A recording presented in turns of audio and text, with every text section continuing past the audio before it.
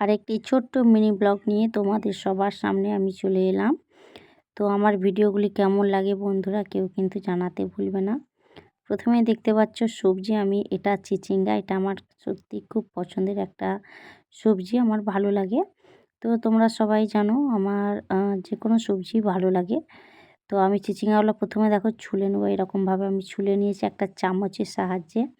আর এখানে দেখো আলু কেটে নিয়েছি, 2-3টে উচ্ছা ছিল, সেগুলো আমি একটু কেটে বীজগুলো বের করে নিয়েছি। এখানে সয়াবিন ভিজিয়ে রেখেছি, আর এখানে পটলগুলো দেখো আমি সব ছুলে নিয়েছি। এই সবজিগুলো আমি আবার কেটে নেব, যেহেতু উচ্ছাগুলো অনেক দিন হয়ে গেছে ওই জন্য ফ্রিজে ছিল। তো আমি কী করলাম, বীজগুলো বের করেছি এবং কুকারে আমি একটু সিদ্ধ দিয়ে দিচ্ছি, কেননা ভাতে সেদ্ধ দিলে আবার আমার কর্তামশাই ভাত খাবেন না, ওই জন্য আমি কুকারে দিয়ে ভাজা করলেও ভালো হয়, বাট আজকে সেদ্ধ খেতে ইচ্ছা করছে বলে কুকারে সেদ্ধ বসিয়ে দিলাম। তারপরে দেখো আমি পটল ভাজাটা বসিয়ে দিয়েছি, এরপর চিচিঙ্গাটা ভাজা বসাবো। তো আমি একটু কালো জিরে দিয়েছি, কালো জিরেটা তেলে ভালো করে ভেজে তারপরে আমি চিচিঙ্গাগুলো দেখো ছোট ছোট করে কেটে নিয়েছি, লবণ আর হলুদ আর কিচ্ছু নয়, আর একটু কাঁচা লঙ্কা দিয়ে আমি সিম্পল আজকে ভেজে নেবো। এটা কিন্তু পোস্তও খেতে খুব ভালো লাগে, এরমভাবে তোমরা পোস্তও করতে পারো, কিন্তু আজকে আমি সিম্পল ভাজাই করব।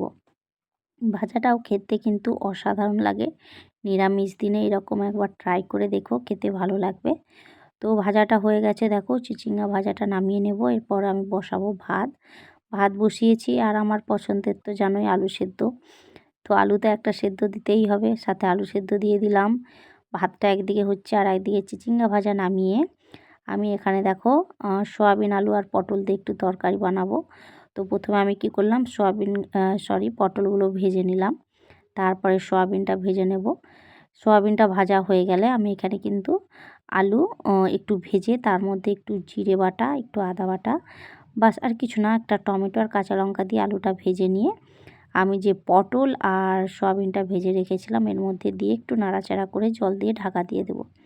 আমি নিরামিষ দিনে এইভাবেই রান্না করি, সিম্পলের উপরে। আর বাড়িতে খুব একটা তেল মশলা আমরা খাই না, একদম সিম্পলই রান্না করি। দেখো এটা গরম মশলা দিয়ে আমি কিন্তু নামিয়ে নেব। এরমভাবে একবার ট্রাই করে দেখো, খেতে কিন্তু অসাধারণ লাগে। সাথে করব আমি লাউ পোস্ত, লাউ পোস্তটা এখনও বাটা হয়নি। তো লাউটা আমি কি করব, বসিয়ে দিয়ে আমি পোস্তটা বেটে নেব। তো এই দেখো কালো জিরে আর লঙ্কা ফোড়ন দিয়ে আমি লাউটাও বসিয়ে দিয়ে পোস্তটা বেটে এর মধ্যে দিয়ে নামিয়ে নেব। তো আমার পুরো ব্লগটি কেমন লাগলো, নিরামিষ দিনে একটু রান্না বেশি হয়, জানোই তো মাছ মাংস হলে এক পদ দিয়ে হয়ে যায়, কিন্তু নিরামিষ দিনে রান্নাটা একটু বেশিই করতে হয়। তো যাই হোক, সবাই ভালো থেকো, সুস্থ থেকো। ভিডিওটি ভালো লাগলে অবশ্যই পাশে থেকো। ভালোবাসা রইল সবার জন্য বন্ধুরা, বিদায় নিলাম, টাটা।